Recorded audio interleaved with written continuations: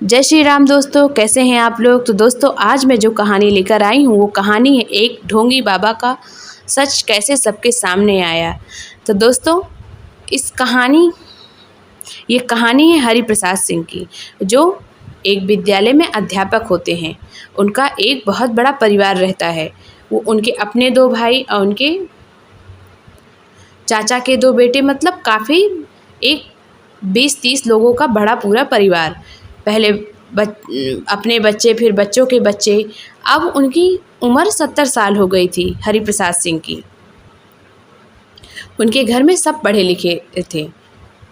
उनका परिवार में एकता की लोग मिसाल दिया करते थे कि भाई इतना बड़ा परिवार आज के समय में, वो भी सब साथ हैं, ये बहुत बड़ी बात है। सब सबके सुख दुख में काम आते हैं। सबके शादियां होती तो लगता कि उन्हीं के गांव, आधा गांव तो उन्हीं के घर का है। इतनी भीड़ उनके घर में, मतलब इतने लोग रहते। सब कुछ सही चल रहा था, लेकिन बीच में ऐसा समय आया कि उनके घर में सब बीमार रहने लगी और सब चीज़ें बिगड़ने लगी। दवाएं भी असर करना बंद कर चुकी थी। समझ में नहीं हो क्या रहा, एक परेशानी आए तो एक चली जाए। कहीं अगर कोई चीज़ टूटी उसे सही कराओ तो दूसरी चीज़ टूट जाती। हरिप्रसाद सिंह परेशान रहने लगे, लेकिन करते भी क्या करते, भगवान के सामने सिर्फ प्रार्थना ही करते। और अब तो वो रिटायर भी हो चुके थे। पेंशन से अपना वो खर्चा निकाल लेते थे। वो इतने खुददार व्यक्ति थे कि वो अपने बेटों से एक पैसा नहीं लेते थे। अपनी पेंशन से वो अपनी पत्नी का और अपना खर्चा देखते थे। जब उनके घर में सब बीमार रहने लगे तो बहुत परेशान रहने लगे। उन्हें समझ में ना आया कि अब करूँ तो करूँ क्या। किसी से कहते नहीं थे, लेकिन उनके मन में दुख तो रहता, क्योंकि जो परिवार को संभालता है, उनके लिए त्याग करता है, परिवार को चलाता है, उसे ही परिवार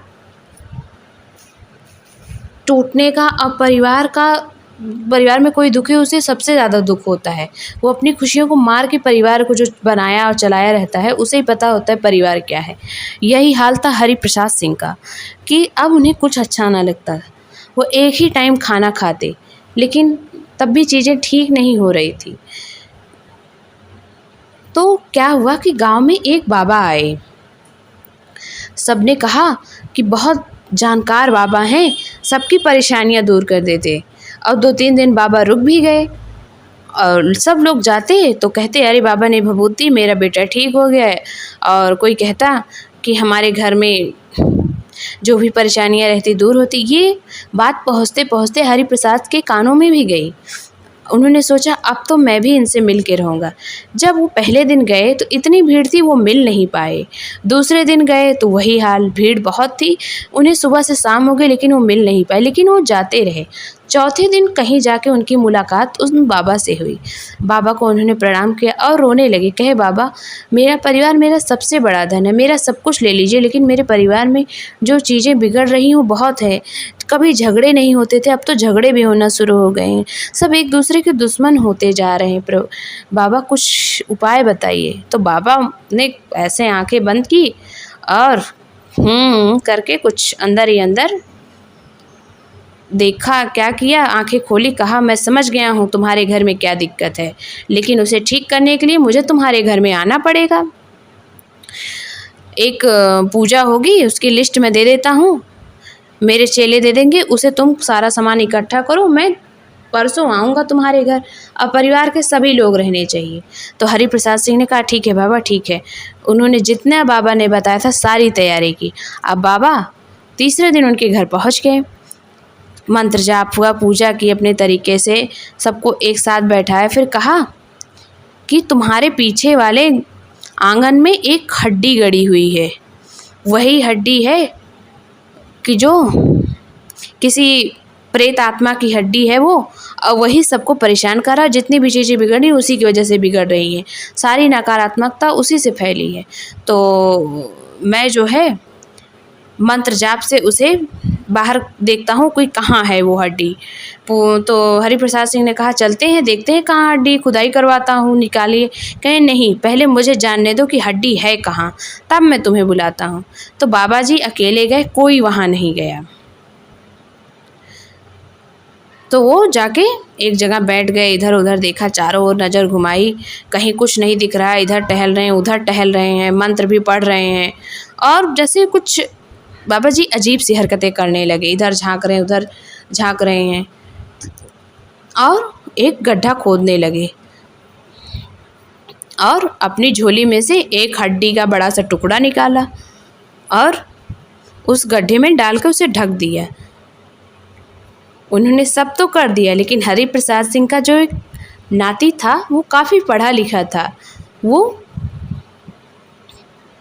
बाहर से पढ़ाई करके आया था, उसे इन सब चीज़ों पे बाबा पे भरोसा नहीं होता, लेकिन उसने कहा दादाजी कर रहे हैं तो कर लेते हैं। लेकिन उसके मन में ये जिज्ञासा थी कि देखता हूँ बाबा जी हड्डी निकालते कहाँ से, आज इसी आंगन में खेल के बड़े हुए, हमें तो कभी कुछ महसूस नहीं हो, लेकिन चलो देखते। वो छत की दूसरी मंजिल से ये सब चुपके से देख रहा था, रेलिंग में चिपके। जैसे उसने देखा, शोर मचाना शुरू कर दिया कि ये बाबा अच्छे नहीं हैं, इन्होंने हड्डी खुद गाड़ी है। जब सबने कहा नहीं बेटा ऐसा मत बोलो, बाबा जी अच्छे हैं ये वो, तो उसने कहा नहीं, आप यहाँ करिए, अभी यहाँ की मिट्टी गीली है और यहीं हड्डी मिलेगी। जैसे सबने किया, मिट्टी वहाँ गीली मिली, तो उनके नाती ने कहा देखा बाबा इन्होंने कैसे किया, तो उसके बाबा ने कहा नहीं बेटा तुम सब बाबा जानकार हैं। उसने कहा कुछ जानकार नहीं है, ये हमें सिर्फ डरा रहे हैं, हमसे पैसे ऐंठना चाहते हैं, आप इनके चक्कर में मत पड़िए, हमारा परिवार ठीक है, भगवान के अलावा कोई हमारा भला नहीं सोच सकता। उसके बाद बाबा को भगा दिया गया। दूसरे दिन पता चलता है कि वो बाबा बगल वाले गांव से भी फ्रॉड करके लाखों रुपए लूट के लेकर इधर इस गांव में आके बसा था। पुलिस उसे पकड़ कर ले गई। तब हरि प्रसाद सिंह को अपने नाती पे बहुत गर्व महसूस हुआ। उन्होंने उन्हें बुलाया, कहा बेटा अगर तुम नहीं करते तो वो तो पैसे भी ले जाता, कुछ ठीक भी नहीं होता। समय के साथ साथ उनके परिवार में भी सब ठीक हो गया, लोग पूजा पाठ करने लगे और उनके घर में पहले जैसे ही खुशहाली लौट आई।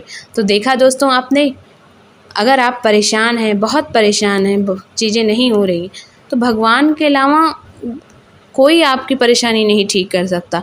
अब ऐसे बहुत से लोग हैं जो आपके डर का, आपके दुखों का फ़ायदा उठा लेंगे कि ये दुखी है तो चलो इससे ऐसा करवाते हैं, क्योंकि दुखी व्यक्ति कुछ भी करने को तैयार हो जाता है।